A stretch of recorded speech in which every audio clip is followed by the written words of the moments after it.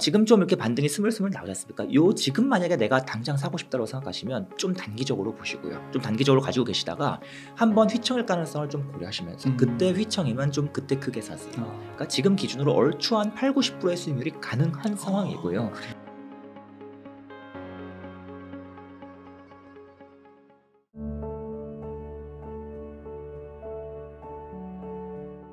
오늘은 현명한 반도체 투자의 우황재 대표님을 모시고 이야기를 나눠보도록 하겠습니다. 대표님 안녕하세요. 안녕하세요. 반갑습니다. 반갑습니다. 셀프 소개 한번 부탁드리겠습니다. 예, 안녕하세요. 저는 오랜 투자 블로거이자 현명한 반도체 투자라는 책을 집필한 적이 있었던, 그리고 또 한 1년 전쯤에 대표님 채널에도 한번 나온 적이 있었던 우황재라고 합니다. 시청자분들 오랜만에 인사드리게 되어 대단히 반갑습니다. 또 오늘 저를 처음 보신 분들도 많이 계실 텐데요. 처음 인사드리게 되어서 대단히 반갑습니다. 네, 너무 책도 좋고요. 예, 또 말씀도 감사합니다. 좋으시고 그때 반응도 좋아서 더 자주 모시고 싶었는데 앞으로 감사합니다. 더 자주 뵙길 거대하겠습니다. 감사합니다. 네, 그러면 대표님 네. 주식시장 한번 어떻게 보고 계신지 한번 여쭤보겠습니다. 예, 주식 투자자로서 이제 투자 이야기를 안 할 수가 없겠죠. 개인적으로 요즘 이제 좀 주도주가 사라지는 모습, 즉 2차 전지가 쭉쭉 오르다가 잠깐 조정 구간에 들어가니까 다시금 주식 어떻게 해요? 막 지금 할 때가 맞아요, 이런 이야기도 나오고요. 또 이맘쯤이면 항상 또 막 경제 이야기, 뭐 금리가 어떻게 돼요? 그다음에 우리나라의 뭐 연체율이 높아지고 있어요, 이런 이야기 많이 주시는데요. 먼저 저를 좀 간략하게 소개를 좀 드리는 게 맞다고 생각합니다. 저는 주식 투자도 여러 가지 방법이 있지 않습니까? 그 중에서도 저는 바텀업 투자를 집중적으로 지향하고 있고요. 또 제가 투자를 처음 공부할 때부터도 가치 투자에 또 퀀트 투자를 섞어가면서 또 모멘텀 투자를 섞어가면서 공부를 했기 때문에 기본적으로 가치 투자 베이스로 공부를 했기 때문에 저는 기본적으로 항상 바텀업 투자를 중시하고 있습니다. 그래서 저는 사실 이 바텀업 투자자들의 가장 큰 특징이라면 주식시장을 그렇게 중요하게 생각하지 않는다는 것이죠. 개인적으로 시장의 분위기나 뭐 시장이 앞으로 시장 지수가 어떻게 될 것 같아, 이런 내용들은 크게 관심을 갖지 않기 때문에 저는 개인적으로 시장에 대해서는 크게 드릴 말씀이 있을 것 같지는 않고요. 다만 한 가지는 좀 올해는 주식시장이 초반에 조금 좋은 분위기가 연출이 됐지 않습니까? 특히 2차 전지라는 주도 업종을 비롯해서 함께 오른 기업들이 이제 많이 보였는데요. 경험적으로 보통 이런 생각을 가지고 있습니다. 비록 우리가 시장을 예측하는 것은 불가능하고 또 시장을 예측하는 것이 투자에 도움이 안 되는 경우가 많지만, 다만 투자자 분들마다 좀 이 유리한 기간이 있고 불리한 기간이 있다라고 생각합니다. 근데 저는 개인적으로 항상 4월, 5월, 6월 이쯤이 투자하기 좀 불리한 그러한 경향이 많이 나타나왔다라고 좀 말씀을 드려보겠고요. 그 이유가 무엇인가 하면 많은 애널리스트 분들께서, 그리고 또 많은 투자자 분들께서 수많은 기업들의 실적을 전망하시지 않습니까? 그런데 보통은 처음에 이 기업들을 전망할 때는 보통은 무조건 낙관적으로 전망하게 되어 있습니다. 사람의 심리가 그렇습니다. 그런데 보통은 이 낙관적으로 전망을 하다가 실제로 기업들이 실적을 발표하고 보니까 생각보다 좋지 못하더라. 그러면 실망감이 나오는 경우가 많은데, 보통 이 시기가 특히 4, 5월에 집중되는 경향이 있기 때문에 저는 개인적으로 4, 5월은 조금 쉬엄쉬엄 이 기업 분석과 종목 발굴을 진행하는 편이고요. 또 투자자 분들께도 말씀을 드립니다.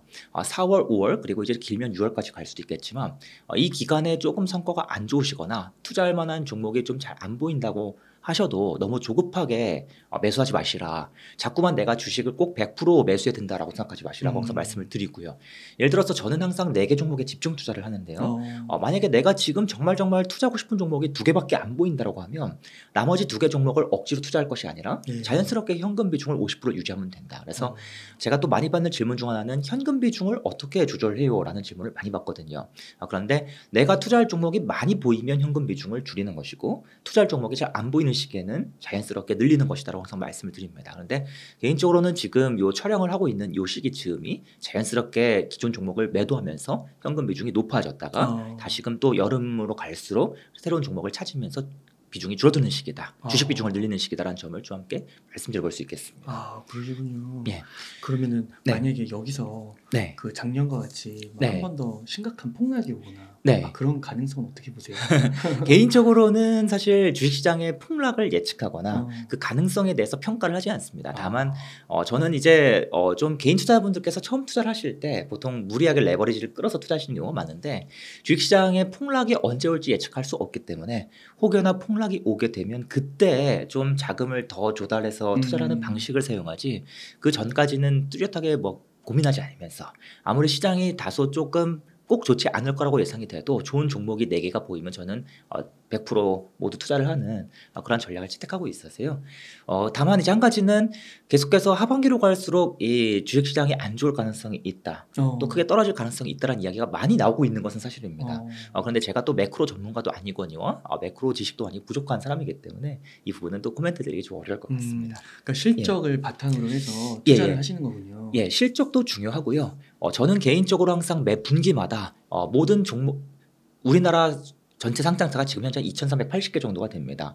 이들 상장사를 모두 다 볼 수는 없고요. 이들 상장사 중에 특정한 조건을 만족하는 기업들을 대략 한 250개에서 300개 기업들을 매 분기마다 계속해서 검토합니다. 그러면은 매 분기마다 300개 기업을 계속 검토하면 자료가 계속 쌓이지 않겠습니까? 자연스럽게 이 과정에서 계속해서 이 300개 기업을 비교하는 이유가 무엇인가 하면 잠시 좀 땀내기 좀 해보겠습니다. 제가 어릴 때 저희 집 앞에 칼국수집이 있었어요. 근데 이 칼국수집이 진짜 맛있는 집입니다. 근데 저는 이 집이 너무 맛있다 보니까 고등학생 때 우리나라에서 가장 맛있는 집일 것이다. 한 3등 안에는 들 것이다 라는 생각을 자연스럽게 갖게 됐던 겁니다. 그런데 제가 이제 대학교 입학하고 또 전국 방방곳곳을 돌아다니면서 알게 된 것이 전국에 칼국수집이 이렇게 많을 수가 없어요. 맛집이 정말 많은 겁니다. 칼국수 종류도 얼마나 다양합니까? 그래서 자연스럽게 알게 된 것이 많은 칼국수집을 다니면 다닐수록 내가 생각했던 그 집이 3등 안에 들 식당이라고 생각했는데 10등 안에도 안 될 것 같은데 생각보다 무언가 평가가 달라진다는 것이죠. 주식도 마찬가지입니다. 이 주식이요 실제로 심리학책을 펴보시면 아시겠지만 내가 하나의 종목을 집중적으로 분석에 들어가게 되면 반드시 그 종목은 항상 좋아 보이게 되어 있습니다. 무조건 좋아 보이게 되어 있습니다. 그런데 반드시 종목을 여러 개를 함께 비교하면서 보셔야지 진짜로 이 종목이 좋은 종목인지 아닌지 알게 됩니다. 그래서 저는 우선 1차 약식으로 약 300개 기업을 살펴보고 이 중에 약 50개에서 70개 정도 기업을 걸러서 이들 기업을 또 한번 집중적으로 살펴보고 그 중에 10개를 정말 집중적으로 분석하는 스타일을 가지고 있습니다. 그러면은 보통은 여러 가지 장점이 있는데요.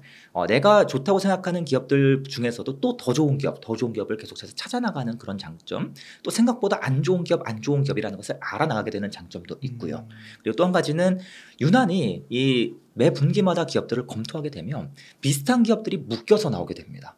이번에는 예를 들어서 유난히 자동차 부품 기업들이 좋아. 그럼 부품 기업들이 굉장히 많이 나오고 또 다음 분기에는 뭐 철강 기업들이 많이 나오고 이런 식으로 그러면은 자연스럽게 지금은 좀 자동차 부품 업종이 유리하겠구나. 뭐 다음 분기에는 뭐 철강 업종이 유리하겠구나 이런 식으로 어느 정도의 탑다운 전략을 함께 세울 수가 있고요. 또 비슷한 기업들 안에서도 또 우열을 가릴 수가 있기 때문에 굉장히 좋은 전략이 된다는 점을 말씀드릴 수가 있겠습니다. 그래서 여러분께서도 투자를 하실 때 비록 300개의 기업을 모두 다 살펴보시는 것은 불가능할 겁니다. 하지만 최소한 10개 정도는 비교를 하실 수 있어야 된다고 제가 항상 강조를 드립니다. 그래서 내가 한 3개 종목을 사고 싶다고 하면 10개에서 15개는 비교를 하시는 게 맞다. 사실 많은 투자자께서 그렇게 이미 하고 계시고 또 전업 투자자분들 뿐만 아니라 일반 개인 투자자분들도 그렇게 하시는 분들이 생각보다 많다는 점을 좀 강조드리고 싶습니다. 그래서 앞서서 말씀해 주신 그런 계절적 시기적 요인 때문에 한 6월까지는 그러면은 이제 기업 분석하고 말씀해 주신 그런 거 집중 분석 해보다가 그 이후에 뭐 주식 초보자일수록 그런 방식으로 좀 분석을 했다가 이제 여름 이후에 좀 들어가면 좋겠다. 네, 꼭 보통 매수 시기는 정해놓지는 않고요. 뭐 만약에 내일 당장 이 종목이 정말 좋다고 생각하면 저는 내일 당장도 매수할 수 있습니다. 다만 제가 이 종목을 계속해서 찾아나가는 과정 그리고 하나하나 기업을 살펴보는 과정을 제가 또 블로그에 모두 다 공유를 하고 있으니까요. 제 블로그 오셔서 이 글들을 쭉 읽어보셔도 도움이 되리라 생각합니다. 네, 그 블로그 링크는 제가 첫 댓글로 고정하도록 하겠습니다. 감사합니다. 그러면은 대표님 이번에 지난번에 이제 현명한 반도체 투자 책을 쓰셔서 한번 반도체 한번 여쭤볼까요? 먼저? 반도체 좋습니다. 네, 우리나라 기간 산업 중에 하나가 반도체인데 이 무역 수지도 그렇고 실적은 매우 안 좋다. 그래서 어떻게 보고 있으신지 궁금합니다. 요 무역 수지 이야기가 참 많죠. 우리나라 이 수출의 20% 내외를 반도체가 차지하고 있는데요. 사실 아시다시피 반도체는 사이클 산업이지 않습니까? 오르락 내리락을 반복하는데 항상 내리락일 때 특히 이 저점 끝까지 내려와 있을 때 나오는 기사가 항상 비슷합니다. 요 무역 수지 적자도 그렇고요. 반도체 업황 안 좋다. 뭐 삼성하이닉스 위기다. 뭐 이러한 이야기들이 사실 이번에 처음 나오는 이야기 같지만 항상 매 거의 3, 4년마다 주기적으로 나왔던 이야기이고 오히려 올해 같은 경우는 감산 이슈가 좀 나오면서 사실 삼성전자가 지난 25년 동안 공식적으로 감산을 한 적이 한 번도 없었습니다. 다만 간접적인 감산만 했었는데 올해는 드디어 20몇 년 만에 처음으로 감산 감산을 인정하면서 인위적 감산을 하겠다라는 발표까지 하면서 오히려 이 과거의 이 하강 사이클보다 그렇게까지 안 좋은 게 아닐 수도 있지 않을까라는 그러한 기대감을 좀 생각할 수 있게 해준다고 생각합니다.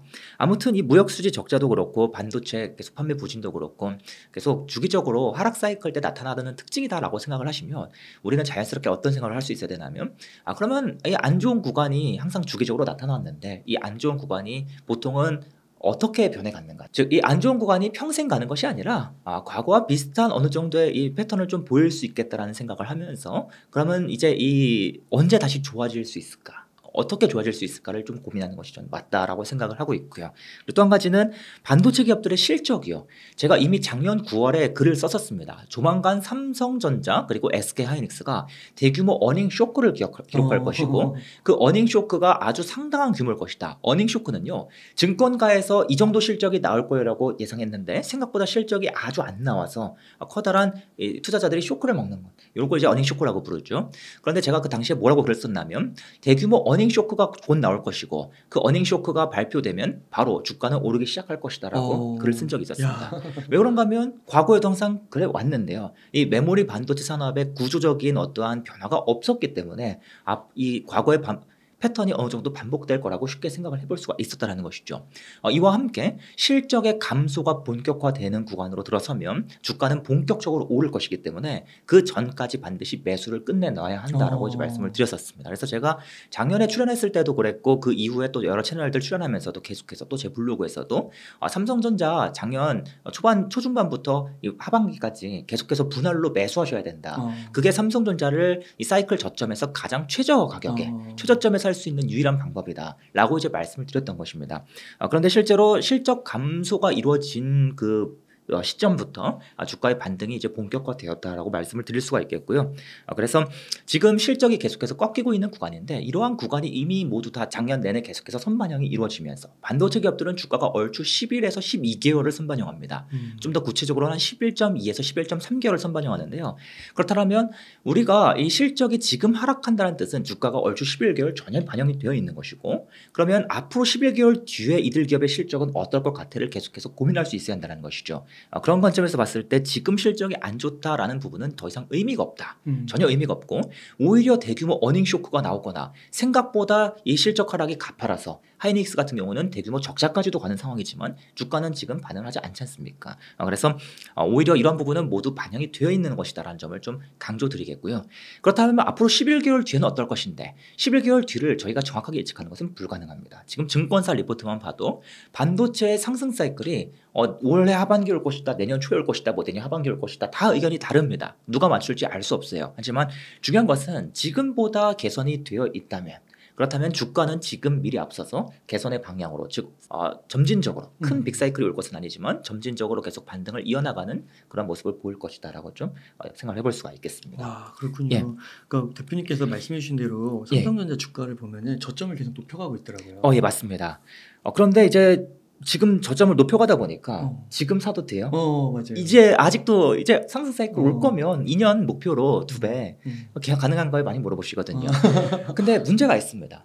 제가 아는 투자자분들이면 앞으로 2년 묵혀두시면 다음번 상승 사이클까지 누릴 수 있을 겁니다라고 자신 있게 말씀드릴 수 있지만 보통 이 개인 투자자분들 많은 경우에는 2년 묵혀두세요 말씀드리잖아요. 못하죠. 그러면은 이 오르다가 스물스물 반등이 나오다가 이 사이클 산업의 특징이 또 한 가지 재미있는 게 반도체만의 이야기가 아닙니다. 다른 사이클 산업 많지 않습니까? 화학, 철강, 뭐 세운 많지 않습니까? 네. 그러면 하락이 온 뒤에 다음번 상승 사이클이 올 텐데 중간 횡보 구간이 있지 않습니까? 이 횡보 구간이 길어지면 길어질수록 반드시 반등을 하다가 휘청이다가 이 특징이 반드시 나타나고요. 메모리 반도체 기업들도 과거에 최소한 한 번은 휘청이었던 특징이 반드시 나타나왔었습니다. 그러면 지금 저희가 점점점 반등하는 구간에서 매수를 한다 해도 조금씩 오르지만 올해 한 중반 하반기쯤 지나가면서 한번 크게 휘청할 수 있거든요. 그럼 한번 휘청할 때 보통 다 팔아버리십니다. 그래서 이걸 못 버티신다는 거죠. 그래서 저는 좀 유튜브 채널에서 이 답변을 드릴 때는 조금 답변이 달라요. 제가 아시는 분들께 말씀을 드릴 때는 계속 사 모으세요. 휘청이면 더 사세요. 라고 말씀을 드리지만 실제로 많은 개인 투자자분께서는 이렇게 하시기 힘들기 때문에 지금 좀 이렇게 반등이 스물스물 나오지 않습니까? 지금 만약에 내가 당장 사고 싶다고 생각하시면 좀 단기적으로 보시고요. 좀 단기적으로 가지고 계시다가 한번 휘청일 가능성을 좀 고려하시면서 그때 휘청이면 좀 그때 크게 사세요. 그때 휘청일 때 보통 어디까지 하락하냐면 얼마 전 삼성전자의 취저점이 있었지 않습니까? 그 저점보다는 살짝 높은 수준까지는 떨어질 수가 있습니다. 그때 이제 매수하시는 것이 이 메모리 반도체 주식을 사시는 두 번째 싸게 살 수 있는 기회입니다. 첫 번째는 이미 끝났습니다. 아쉽게도. 그래서 두 번째 기회가 올 수 있기 때문에 우선은 좀 적은 규모의 금액 그리고 약간 좀 짧은 시야로 우선은 투자하시다가 한번 크게 떨어지면 그때 한번 좀 투자하시는 것도 괜찮다고 말씀드릴 수 있겠습니다. 그럼 혹시요 만약에 진짜 2년을 내가 버틸 수 있다 계속 분할 매수로 갈 수 있다 하면 뭐 기대 수익률이라고 할까요? 그런 건 어떻게 봐야 될까요? 제가 지금 현재랑 정확히 똑같은 시점에 즉 2009년 중반부터 계속해서 이 같은 시기였습니다. 삼성전자가 저점을 찍고 스물스물 반등하고 실적은 계속 악화되던 시기였는데요. 그때도 마찬가지로 지금 삼성전자 사면 2년 내에 충분히 몇만큼의 수익률 가능합니다라는 글을 계속해서 썼었습니다만 당시에 정말 댓글이 한 개도 달리지 않았습니다. 그러니까 지금도 삼성전자 이야기를 하면 지금 영상 조회수 낮게 나올 겁니다. 맞아요. 그런데 이제 마찬가지로 관심이 없으셨던 겁니다. 그런데 당시에 이제 말씀드리길 얼추 메모리 반도체는 이 실적 다음번 이 빅사이클이 왔을 때 실적이 어디까지 튈지와 상관없이 얼추 주가가 한 2배까지 오르는 특징이 있다. 저점에서 분할 매수했을 때 대비. 그래서 지금 기준으로도 지금은 어느 정도 약간 올랐지 않습니까? 지금 기준으로 얼추 한 8-90%의 수익률이 가능한 상황이고요.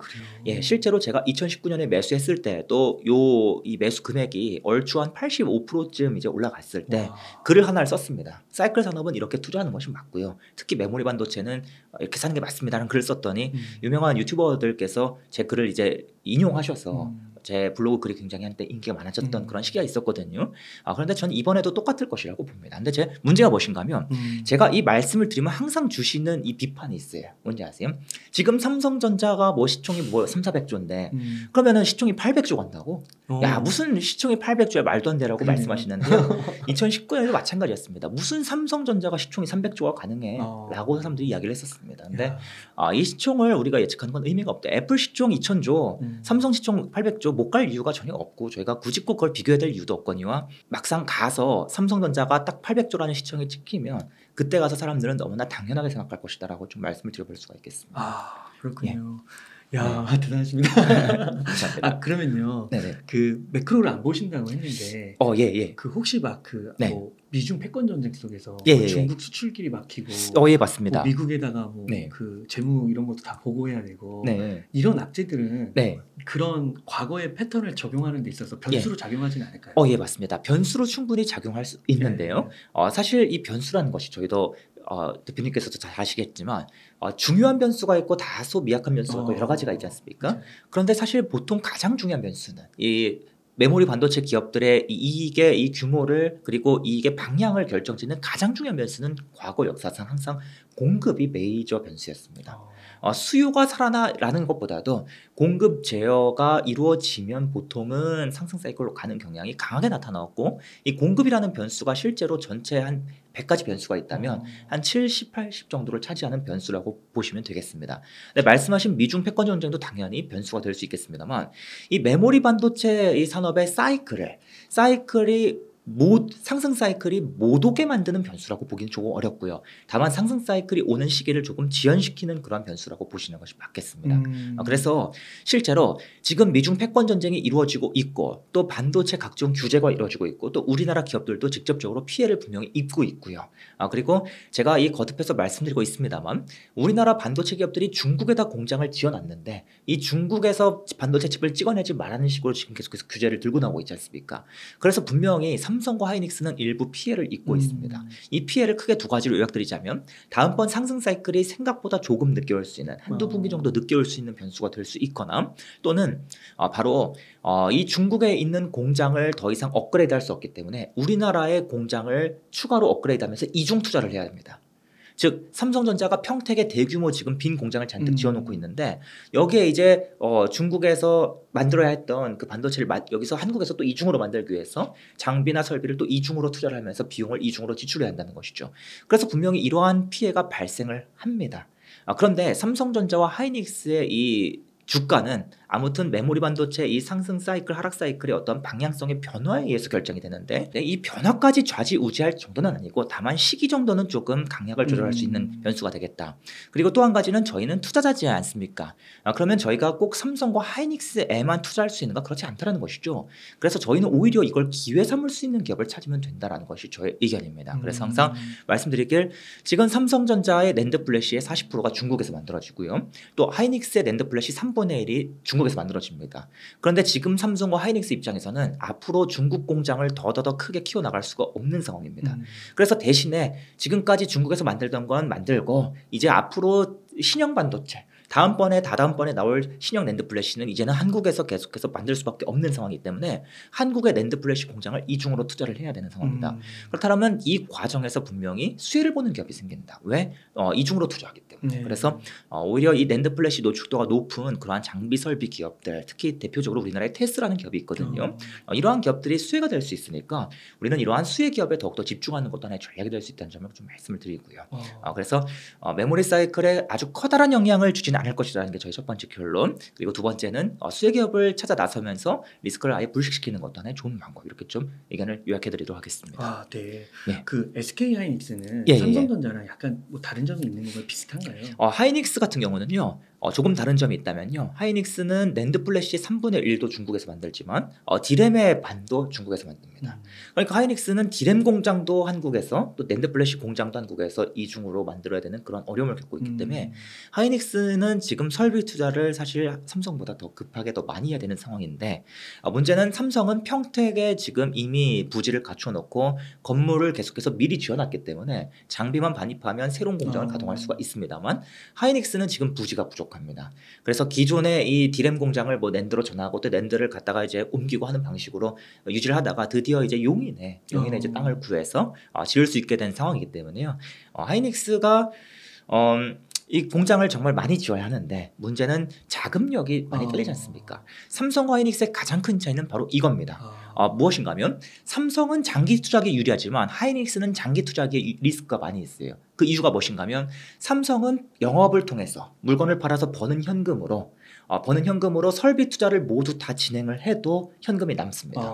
잉여 현금 흐름이 남는다라고 표현하죠. 그에 반해서 SK하이닉스는 번 현금으로 상당한 현금을 벌어오지만 이 현금을 설비 투자에 쓰면 현금이 남는 시기도 남지 못하는 시기도 남는 시기도 부족한 시기도 이게 반복이 됩니다.